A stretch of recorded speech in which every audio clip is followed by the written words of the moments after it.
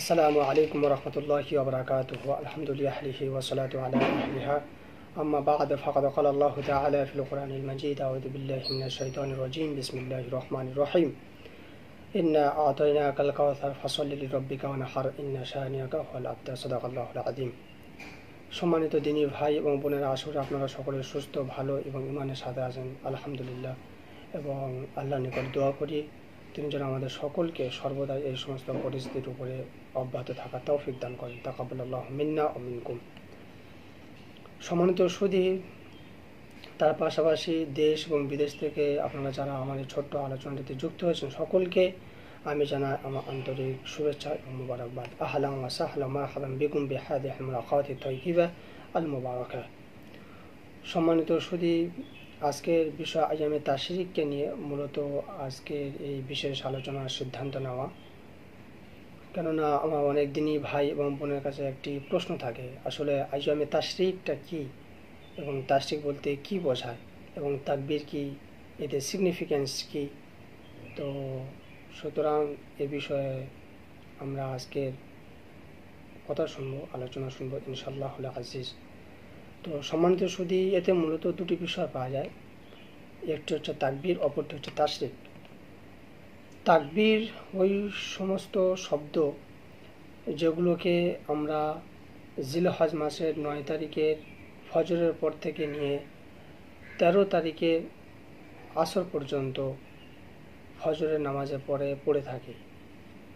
এবং শব্দসমূহ হলো আল্লাহু আকবার, আল্লাহু আকবার, লা ইলাহা ইল্লাল্লাহু, আল্লাহু আকবার, আল্লাহু আকবার, ওয়ালিল্লাহিল হামদ।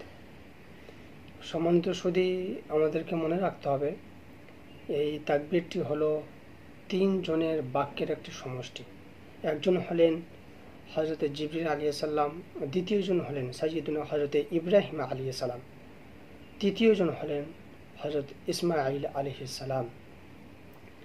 এবং এর সংযুক্তকরণের কারণ এটাই, হযরত ইব্রাহিম আলাইহিস সালাম যখন তার কলিজার টুকরা সন্তান হযরত ইসমাঈল আলাইহিস সালামকে জবাহ করতে যাচ্ছিলেন, তো আল্লাহ তাআলা জিবরিল আলাইহিস সালামের মাধ্যমে একটি প্রাণী প্রেরণ করেছিলেন। হযরত জিবরিল আলাইহিস সালাম যখন প্রাণীটিকে নিয়ে হযরত ইব্রাহিম আলাইহিস সালামের কাছে আগমন করছিলেন, তো মাঝপথে তিনি এটি বোধ করলেন যে তানার পৌঁছানোর পূর্বেই হযরত ইব্রাহিম আলাইহিস সালাম তানার সন্তানকে জবাহ করে ফেলবেন। সুতরাং তিনি উচ্চ স্বরে শুধুমাত্র এতটুকু বললেন, আল্লাহু আকবার, আল্লাহু আকবার। তো হযরত ইব্রাহিম আলাইহিস সালাম সঙ্গে সঙ্গে তানার দৃষ্টিকে উপরের দিকে ফেরালেন এবং দেখলেন হযরত জিবরিল আলাইহিস সালাম একটি প্রাণী নিয়ে তানার কাছে আগমন করছেন। সঙ্গে সঙ্গে তিনি বলে উঠলেন, লা ইলাহা ইল্লাল্লাহু, আল্লাহু আকবার।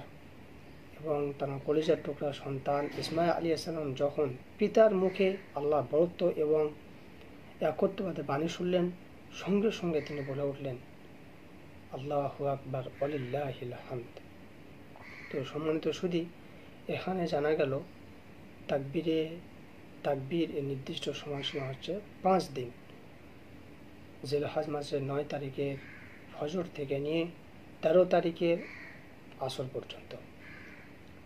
দ্বিতীয় পর্যায়ের বিষয় হলো তাশরিক।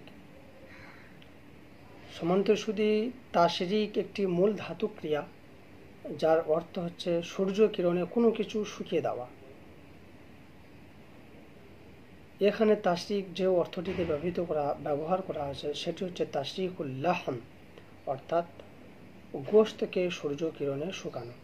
পূর্বে যুগের মানুষেরা গোশতকে সংরক্ষণের কারণে যাতে করে দীর্ঘদিন টিকে থাকে, তারা এই গোশতকে সূর্য কিরণে শুকাতেন। তো আজও অনেক সমাজে পরিলক্ষিত হয়, গোশতকে সংরক্ষণের কারণে তারা সূর্য কিরণে শুকাতে থাকেন। তো সম্মানিত সুধী, তো এই জন্য এই আইয়ামে তাশরিককে তাশরিক বলা হয়। এখন প্রশ্ন হলো, আইয়াম কেন বলা হয়? তো সম্মানিত সুধী, আইয়াম হলো একটি আরবি শব্দ যেটি বহু বচন ইয়াউমুন শব্দের। ইয়াউমুন শব্দ অর্থ হচ্ছে দিন। সেজন্য আমরা ডে অফ দ্য জাজমেন্টকে অর্থাৎ কিয়ামতকে ইয়াউমুল হিসাব অর্থাৎ হিসাব নিকাশের দিন, ইয়াউমুল জাযা অর্থাৎ পরিণামের দিন বলে আমরা বলে থাকি।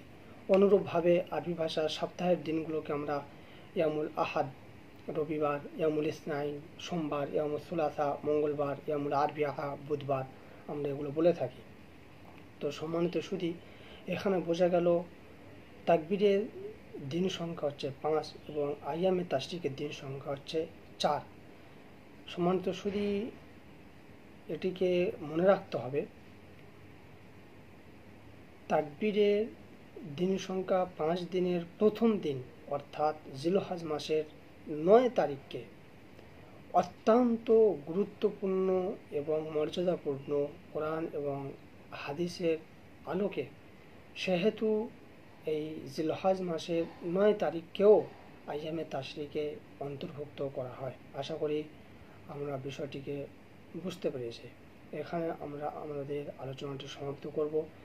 তো সমাপ্ত করার পূর্বেই আমি আপনাদের কাছে অনুরোধ রাখছি যে এই আলোচনাটিতে, এই ভিডিওটিতে লাইক কমেন্টের থেকে বেশি বেশি করে শেয়ার করবেন, যাতে করে আমার অন্যান্য দিনী ভাই এবং বোনেরা এই আলোচনা থেকে উপকৃত হতে পারে।